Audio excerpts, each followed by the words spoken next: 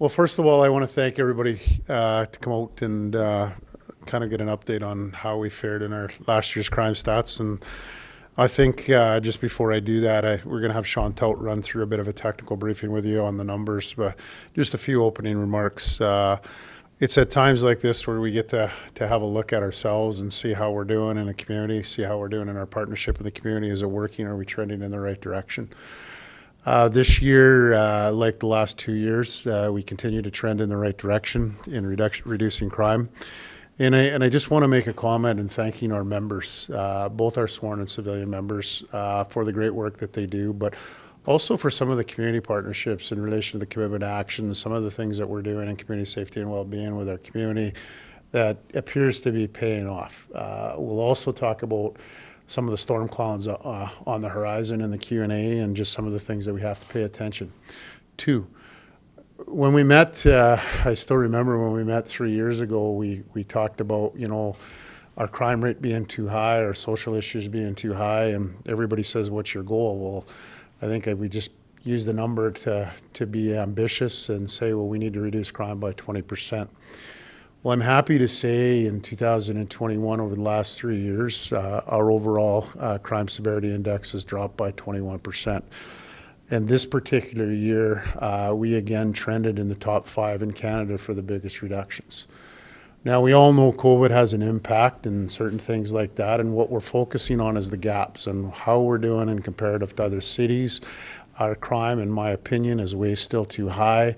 And we have lots of work to do. But it's obvious that our work and our balance between enforcement and community safety and well-being is still trending in the right direction. And for a large part, as I mentioned, that goes to the great work of our officers.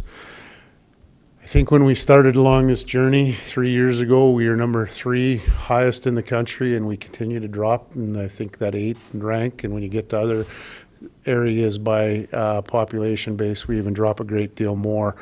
So those are all good things, but those are things that certainly COVID has had an impact on our members. The health and wellness of our members, like folks in healthcare and everything else, is taking a toll. The things that we had highlighted as challenges coming into this year during our budget deliberations continue to be challenging, and we'll talk about that. But before we do that, I'm going to just get Sean Tout, Executive Director Tout, to kind of run through the stats and what they look like. And then we can have a discussion on, what next, what are the things that we see on the horizon, what do we got to continue to do? Because I want to be very, very clear, although we've made big gains, we're still not where we need to be. And there's a lot of hard work to be done in these particular areas. Certainly we've seen some trends across the world where violence is going through the roof in North America. And these are things that we obviously have to pay attention to ensure that as EPS we're doing everything that we can to make Edmonton the safest place for our citizens. So without further ado, I'll turn it over to Sean Tout. And again, I just want to thank you for being here with us today. Good afternoon. Thank you, Chief McFee. I'll take a few minutes to walk you through the 2021 police reported crime statistics specific to Edmonton.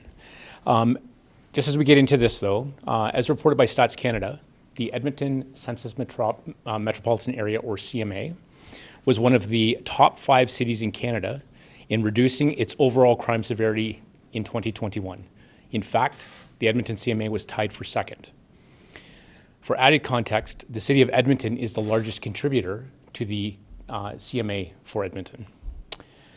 I'll also echo Chief McFee's comments, and I want to acknowledge also the ongoing hard work of everyone here at EPS. The results that I'm going to share with you are a product of our vision, our strategies, deployment, operational supports, and our teams in the field. The trends that we are focusing on are 2021, but in fact they go all the way back to 2019. Can I have the first slide, please? Edmonton's total crime rate decreased by 21% between 2018 and 2021. And in 2021, we realized a reduction of 5% over 2020. The distinction between the rate of crime and severity of crime is simply rate speaks to the volume of criminal occurrences. Severity speaks to the level of crime that we're experiencing within those occurrences. Next slide, please. Edmonton's total crime severity decreased by 18% between 2018 and 2021. I want to take a moment here just to focus on some of the trend lines. So the gold line on every slide that I will walk you through is what we're realizing in the city of Edmonton. We can see that between 18 and 21, Edmonton realized an 18% decrease in overall crime severity. Comparatively, the dark blue line is what the province of Alberta experienced, and we realized an 11% decrease for the same time period. The light blue line is the Edmonton Census Metropolitan Area, CMA, which realized a reduction of 16%. And the gray line at the bottom of this table, this graph, is Canada's realization of a 3% reduction. Next slide, please. Edmonton's violent crime rate decreased by 7% between 2018 and 2021. So this now is taking the total crime rate and just looking at it from a perspective of violent crime. What's important here is to take a look at the trend line of Edmonton versus the trend line of the nation, the province, and the CMA, respectively. We have realized a decrease at the City of Edmonton of minus 7% over that 3-year period. Comparatively, the Edmonton CMA realized an increase of 2%, Canada an increase of 15%, and Alberta an increase of 12%. Next slide, please. Edmonton's Violent Crime Severity Index also realized a decrease in the period of 2018 through 2021, down 4% overall. And the largest contributor to that decline was actually 2021, where we realized a 4% decrease. Again, comparatively, trend lines at the national and provincial level are increasing, while the City of Edmonton and the Edmonton CMA are decreasing. Next slide, please. Edmonton's violent firearms violations, so this is the quantum of violent crime specific to firearms, decreased by 12% in the period 2018 to 2021. Comparatively, we can see that the Edmonton CMA realized a decrease of 8%, but nationally, an increase of 48%, and provincially, an increase of 53%. Next slide, please. Staying on the focus of violent crime, Edmonton's level 1 sex assault rate increased by 15% in 2021. Comparatively, the Edmonton CMA had an increase of 24%, the province of Alberta an increase of 21%, and Canada an increase of 16%. Next slide, please. Edmonton's online child sex offenses violation rate, the quantum of crime, decreased by 54% between 2018 and 2021. Comparatively, the province of Alberta realized a 31% decrease, the Edmonton CMA a 42% decrease, but the national average has increased by 82%. Next slide, please. Edmonton's online child sex offense violations decreased by 51% between 2018 and 2021. This is where we're looking at, again, the quantum of crime. You can see we were experiencing 302 violations in 2018. That's been reduced to 148 in 2021. Comparatively, the Edmonton CMA realized a decrease of 39% over the same time period. Next slide, please.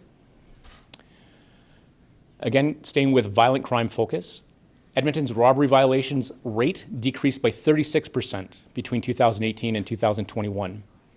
Comparatively, the Canadian rate decreased by 20%, Alberta 21%, and the Edmonton CMA by 36%. Next slide. The top 10 violent crime drivers between 2020 and 2021, driving the information I just shared with you, are robberies with a decrease of 18%, assault level 2, which is assault with a weapon or assault causing bodily harm, a reduction of 4.1%, total assaults, a reduction of 18%, discharge a firearm with intent, a reduction of 50%, sexual assault level 3, the most severe of sex assaults where the level of injury is aggravated, a reduction in -7, and making sexually explicit material, a reduction of -50%. Next slide, please. Just to move out of the rate of crime for a second and into domestic violence occurrences. Victimization within those occurrences across the city of Edmonton increased by 11% between 2018 and 2021. You can see we've had a moderate decline in 19 over 18, but significant increases in 19 to 20. This is an area of focus for us where that volume of occurrences is a significant driver to the crime that we're experiencing, to the victimization that we're experiencing in the city. That is an area of focus for us going forward. Next slide, please. Edmonton's hate-motivated crimes increased by 71% between 2018 and 2021. You can see from a quantum perspective, we increased from 65 incidents in 2020 to 101 in 21. Next slide. It's important to contextualize that increase. So what we've identified here is kind of the changing focus of some of that hate crime. In 2020, we can see that 76% of all hate or hate-motivated crime reported to the Edmonton Police Service was race or ethnicity focused, 16.9% religion, and 6.2% was sexual orientation. That dynamic has changed slightly in 2021, and we're realizing now that we've had a reduction in the focus of race and ethnicity in hate and hate-motivated crime, and an increase significantly in the religion focus and the sexual orientation focus. Next slide, please. That's a graphical depiction of the hate-motivated crime targeting religion increases in Edmonton for that period 2020 through 21. We've added some historical context so we can see that characteristically race and ethnicity was higher. It dropped down slightly in 18-19 and it's now back up. Next slide, please. Edmonton's non-violent crime severity also decreased, in this instance by 24% over the period 2018 through 2021. Edmonton realized a 24% decrease. Comparatively, the province realized an 18% decrease, the Edmonton CMA a 22% decrease, and Canada an 8% decrease. Next slide. Edmonton's property crime rate decreased by 23% between 2018 and 2021. You can see that the gold line for Edmonton, depicting a 23% decrease in that 3-year period, actually surpassed for the first time in a very long time the provincial average. And the province realized a 16% reduction for the same time period versus nationally only a 9% reduction. Next slide. The top 10 drivers to those decreases in nonviolent crime are listed on the screen in front of you. A few of those include shoplifting of or under $5,000 at 19.6% decrease, theft of or under $5,000 from a motor vehicle, a 15% increase, break and entering, a 17% decrease,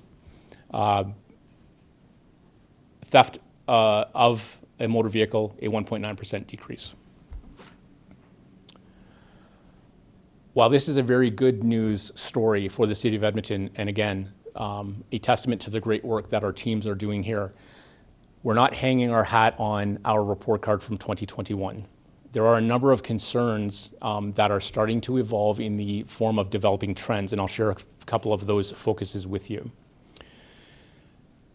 In juxtaposition to what we realized in 2021, in the first 2 quarters of 2022, we are realizing increases in areas of crime specific to violent crime in assault level 1, assault with a weapon and causing bodily harm, robbery, sex assaults, pointing a firearm, and discharging a firearm with intent. On the non-violent crime focus, we are also realizing similar increasing trends.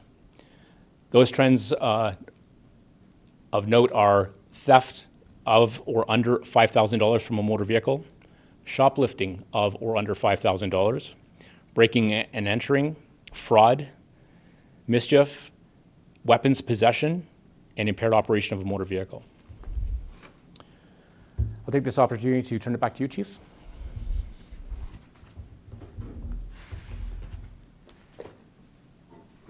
So if there are questions, Sean and I will try to answer your questions. Yeah, Chief, I might just start by asking you where you left off there. Because I mean, I've dug into the stats. I think they're pretty positive for the city, like you said, for 2021 and even going back to 2018. But the first 2 quarters, you're seeing it go the other way. What do you attribute that to? Well, I think it's a combination of things. I think if you look at what's happening across the world and certainly North America, some of the rates of violence and stuff. So about a year and a half ago, 2 years ago, we brought in a psychologist by the name of Kevin Cameron with our executive leadership team to say, when we come out of COVID, what are some of the things that we're going to see?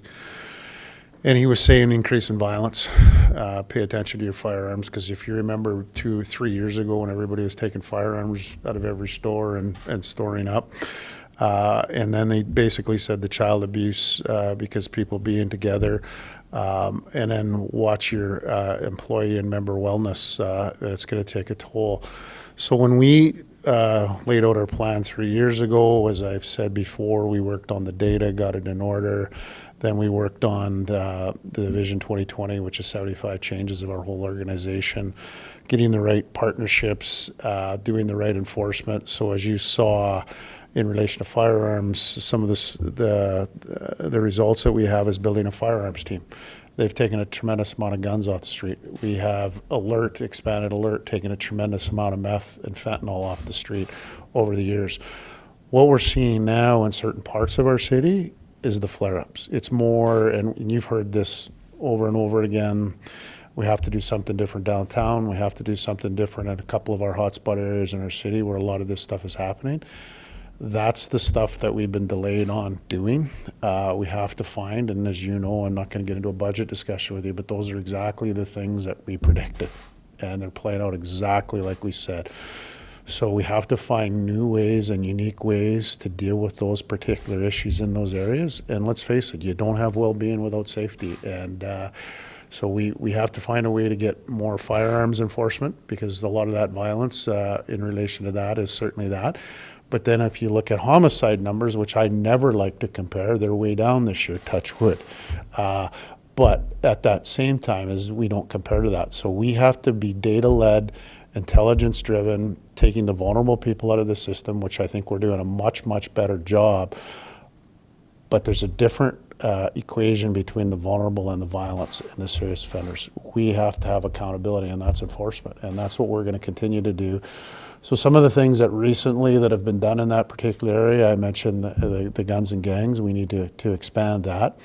As you know, with the arsons and some of that, those big investigations have come to conclusion, plus some of the drugs that we've done. But we also have to continue to put these individuals that choose to do this harm and the violence in the city in front of the court system, and we need to make sure that they're held accountable. So those trends are basically saying to us that we have to continue to find new and innovative ways, and you can't just rest on 3 years of stats, because when we came to this position, certainly I did and our leadership team, this was a 5-year journey to start to do this, and we're starting to do it. But again, decisions are made to kind of change the direction, and we're trying to adjust the best we can. We're going to have to continue to adjust. But the violence, some of it obviously is probably everybody opening up from the COVID stuff. Well, certainly with the mental health and addictions piece has gotten worse. The biggest issue here for us right now that we're tackling, that's driving part of this is addictions, for sure. You don't have to drive too far around this area to see evidence of poverty, homelessness. There's tent camps everywhere. You talk to anybody in Edmonton who comes down here, they see that. Do the flare-ups that you mentioned correlate location-wise with the areas where we might see that type of activity? Well, let's not blame it on the homeless. There's two different issues there, because the homeless and the addiction, some of them obviously that prey on the homeless. Not every homeless person goes out and commits a crime. But if you go to San Francisco, you go to any major cities, most of your drug dealers go into those particular areas because they're clients, they can get them hooked on drugs, and they can continue to move their product, and people are moving around all the time. So those areas definitely have a correlation of our higher crime rates, but again, it's not homeless. There's violence and there's criminals that need to be held accountable there. And unfortunately, we're trying to blend way too much of that conversation into the same people, and it's not. It's a total different thing, and that's why we have two areas working exclusively in this, the community safety and well-being with our partners to take the vulnerable out of the system.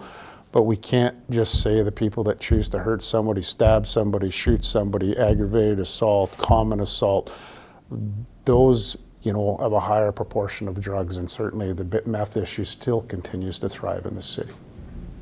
Sort of related to that, StatsCan said that there was an increase in Alberta and Edmonton with opioid-related crimes. So I'm curious, you know, what you guys have been seeing and what you contribute to that. Well, I mean, drugs, there's two things, right? The opioid is your property crime sometimes because people need to support their habit. But the people with opioid, you know, those folks aren't generally the ones that are, once they use the drug, you know, the biggest thing that we have to pay attention is the overdose, right? Meth keeps you awake. You're violent. Normal people do not normal things. So what we have seen in Alberta versus other parts of the country, when things shut down at the start of COVID, when I mean shut down, cut services, not as many services open for people, the fentanyl overdoses went up and they were actually trending down, but now they're actually trending in a positive direction from what we're responding to. So that is, again, the things are opening up. So the bigger concern in relation to violence for us is meth. But that said, there's definitely a correlation in who gets preyed upon. And back to the previous question, a lot of this plays out in those areas where a lot of our vulnerable population are there. And certainly Edmonton is an encatchment area for a lot of our province and other parts of the country. And I think if we're going to address this accordingly, we need to find out what exactly we're trying to solve. And it's not just going to be housing. And there was also an increase in sexual assault. So what if anything, is contributing to that? It's interesting, that one, because that's one of the areas that when we brought in the psychologist to talk about when people are home together for a long period of time, reporting generally doesn't come in. When things open up, reporting comes in. That's exactly what we're seeing right now. So people that have been together, certain things have happened that obviously probably weren't wanted, and certainly victims were exploited, and that's some of the things that we continue to see. So our hope is that'll stabilize as things open up, and of course what we have to do there is make sure each and every one of those investigations are relentlessly investigated to hold individuals accountable for exploiting the victims. On that note, it's entirely possible I missed a slide, but how much, do you know how much in the city the sexual assaults are up? 15%. 15%. Okay, because I saw something 13. on a previous slide that showed it was, I likely misread it, but it looked like it was going the other way to me. Oh, Going down, you mean? yeah. Joe will make sure that we get Yeah, we'll get, I think overall it did, but certainly what we're talking about now is starting to trend up again in 22. So these are 21 stats you're seeing. But the 21 is when it went up, correct? It did. It went up slightly in 21. Okay. And I think it's Continuing going, to go up. this right. year. Okay. we'll get you the stats, so, yeah. And just, so you mentioned there were some, well, there are some concern numbers, or overall, you're pleased with what you saw, but did anything really jump out at you in this report, maybe surprise you? You know, there's things that have been an issue in this city for a long period of time, and Sean highlighted domestic violence. 9,600 occurrences roughly over the last number of years. It hasn't gone down. So we obviously need to do something different in this space. That's been going for 10 years. So if you think about that, how do you tackle that in a different way? So we're actually doing that right now, revamping our whole program. The one item that really drove some of our property crime down, if you remember, was the liquor store thefts and robberies. So remember robbery and liquor store thefts? And that's controlled entrances, as well as the GPS tracking devices, which we've successfully completed investigations on right now, as well as the media campaign. And those stores that have all those, it dropped by 94%. Why that isn't all across our city, I just don't get it. because it's not about us responding, it's about the victims there that are being victimized, pepper sprayed, stabbed, beaten, guns pulled on them. So these are things that we can actually look for. Another one that's a huge property driver is catalytic converters. We need a new solution. There's 9,000 and some catalytic converters. In Alberta alone, that's millions and millions and millions of dollars that people are being inconvenienced. We need a new solution there. So we're also focusing on those high trend ones. And then the ones that are really standing out going into this year is how much the aggravated, the serious violence assaults are up. And again, as mentioned earlier, there's more prominent in certain areas of the city. So what works in those? Visibility, partnerships, accountability, enforcement. And that's the stuff that, we haven't been able to do up until we were going in the right direction, but we got to figure out a way. As you know, we've got a whole bunch of resources shifted in from other parts of the city to deal with that. But what happens is you displace it and it goes back, and you're short there, it goes to other areas. We need to make sure that we continue to build out our resources and that we collectively do this from a balanced perspective. Can you speak a little bit about the rise in hate crimes and just what EPS needs to do or what support they might need in order to address that? Yeah, I mean, hate crimes to me is we got to get inside and partner with the communities, because the communities know what's going on. So we know what's going to be underreported, right? We have some good things going with the Black African community right now, and some meetings going on. We've met with the Muslim community. But as you saw the shift here, it's going from the race and ethnicity to the religion. And I mean, some of that is, certainly all different types of religion. We've seen with the Catholic Church, we've seen different things, so it's shifting. And I think the world, and certainly our city's on edge on that. I think the biggest thing there is encourage reporting and then ensure that we can use whatever we can from enforcement to hold people accountable. There's no excuse for that in today's day and age. Now, they're not a good thing, but the numbers are going up exponentially, but they're 115 versus some of the stuff that's 9,600. But that's still potentially 115 victims that don't feel safe. So we can never minimize that. We always have to be aware of that. Our hate crimes unit is certainly doing very well in particular that, and we continue to work hard. I think at some point there needs to be a piece here where we lobby the federal government for some changes in law on the lesser offense, because right now hate crimes is very hard to prove. Where actually we speak to it is in sentence, and we have had some success getting it in relation to sentence. But something when it's just hate speech and stuff, some of that stuff shouldn't just be accepted. And I think we have to look at some new things in relation to that as well to tackle it from a different perspective. Just on the catalytic converter thing, you said it's time for a different solution. What would you like to see from Well, we're going to put out a challenge through our Community Solutions Accelerator. Certainly somebody can design something to make these things that you can't steal them. Does it have to be rhodium in it? I mean, I don't know, but they're stealing it for the precious metal, which is extremely valuable. But there's got to be a way to stop these things from actually happening, from somebody getting underneath your car to cut it off. If you look at the liquor store thefts and robberies, we did that through prevention intervention. So we want to look at that differently, because what happens is it's just a property offense. So if you only have two of them, it's possession under, and it's back out the next day. So we have to look at how we can actually stop these from happening to get our biggest impact. Still have to enforce the ones that we catch, have to try to build the case to hold some people accountable, but we need to look at a new mechanism for that, because the value of the property and the inconvenience for our citizens is through the roof. Might be too early for this question, but based on the first two quarters, seeing a lot of categories going up, are you anticipating a not so good stats can report next year? Well, we hope not. It's adjust on the fly. We're seeing it go across, and it's not just us, it's happening right across North America. We belong to Major City Chiefs, one of the 9 Canadian cities of all the North American cities, with the US cities as well. There's a lot of these trends, but to me, it's not enough not to go up as much as them.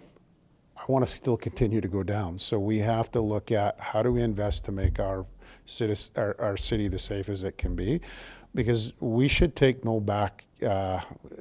We shouldn't play second fiddle or take a back door to anybody.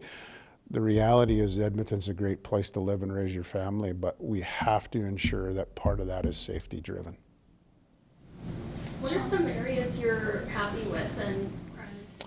Yeah, so liquor store thefts, robberies, guns in relation to enforcement, we've done better. That said, is we need to do more, so we need to find a way to add resources there. Community safety and well-being, the help team and connecting people to services and how we're tracking that. You know, we're down, I think it's 35 or 36% of those individuals that we're dealing aren't coming back into the system. That's huge success. The diversion team in relation to getting some of these called minor warrants out of the system and use it as a connector to people and services. I think some of the new things that we got going on with the province in relation to mental health and addictions are starting to help. And certainly, having been on that provincial committee, I see some things that could come our way. One is the VODP program, and certainly in our cell block, getting people the ability so they do not overdose, use it as an intervention point with other services to get them connected. So it's hitting it on both sides. Everybody always talks about police only doing one thing in enforcement. And the reality is police go to all these calls, our PAC teams, our help teams with social workers. It's putting teams in an effective environment, no different than we do on the enforcement. When we do teams with other police agencies, the borders, the American Firearms Enforcement Services, same thing on this side. If we do this on both sides and pull it down, so there's only two things that matters. You got to reduce intake, the stuff coming into the system. You have to make sure everything that you're doing is actually working. We're starting to see some momentum on some of those things. Again, though, there'll always be something else. When you look at drugs, it's primarily the cartels. They're very innovative and they're ruthless. So there's always going to be a new drug coming in. There's always going to be a new mechanism of way where they're looking at, and we need to stay ahead of that on the enforcement side. But on the other side of that drug use or a gang, you have to stop the feeder system. So if it's a family, how do you intervene with the right services to try to steer that family in the right direction? So, let's say the son isn't following dad or the dad isn't following grandpa or whatever. We have to continue to work on both sides. Sean, do you have anything to add? So what you're looking at is the aggravated sex assaults, which are the most severe level of injury. The trend line that we're speaking of is level 1 sex assaults. All right, we'll take a few more questions if anyone has any. I don't know, I just like a simple one, because I know you're a hockey guy. I was going to ask you whether you're an analytics guy, but that's too easy. Is Edmonton winning? We're trending in the right direction, but you can't stop a plan halfway. You got to continue to go. And so when you staff up from a crime reduction area, you staff up your perimeter, you're making sure that your perimeter is strong. We have to go to a 10 squad model to make sure we have enough bodies to be visible to respond to calls. And then you go into the core where a majority of your stuff is happening, and it's at that time you have to use an ability to take those people that shouldn't be in the justice system out, and you have to hold the criminals accountable. We are winning, we're trending, but when you stop halfway, you run the problem of perhaps trending backwards again. That's going to be our biggest challenge. How do we continue to be innovative to do what we've done for the first 3 years for the next 3?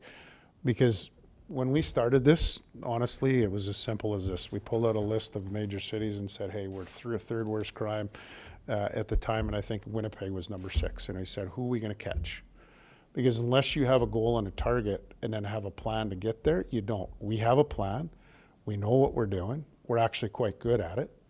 Separate the disciplines, separate the problems. We take that equally as serious. Number 1 priority is to make Edmonton safer for everybody. And we are trending positively, but we have some serious storm clouds on the horizon that we have to ensure that we can adjust, adapt, and meet the needs. And we're going to need other agencies to partner with us. It's not a one-stop shop where we can say that if we build, a lot of talk has been we're going to build X amount of housing units and that's going to reduce crime. I've never seen that done before, and it hasn't worked here yet. Doesn't mean that housing's not important. I really want to be clear. But if we don't start tackling those people that are disrupting, hurting people within our city, and hold them accountable at the same time taking the vulnerable out of the system. Really, if you take one out on this end and your feeder system has 3 coming in, it still gets worse. You got to make 1 + 1 = 3, and we're doing that to this point for 3 years. But we have to keep going, you know, and I'm not one to get in a Twitter debate or discuss this with anybody, because my folks need to focus on the job at hand, do what they can to get it done. Our other thing is what we're seeing, and certainly this isn't unique to policing, you're seeing it at EMS, fire's seeing it. We're talking here the other day, the healthcare, the nurses, our staff are tired. So that's another thing. We have to get them time off. We have to recharge the batteries. We have to make sure that we have the right things in place to look after their own mental health and well-being, and that's been a priority for us going forward as well.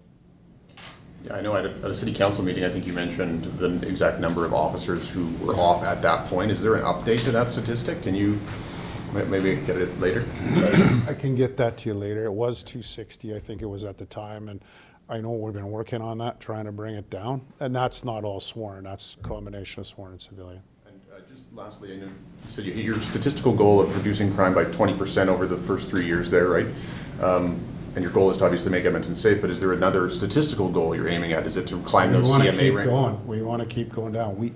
Everything about our statistics is, everybody can say that we had, you know, COVID helped with some of it, and it did, right? When stores were closed, shoplifting went down. But what we're focusing on is closing the gap. So apples to apples, you know. We're focusing on, can we continue to close the gap on the national average to get us to where we need to be to actually thrive, get investment back, ensuring that your downtown is vibrant. Let's face it, when you're a person, and I've been fortunate to travel across the world and do a lot of speaking on this, people look at the downtowns as how healthy and viable is your city. And we have work to do, and we own part of that work. But it's also with our communities.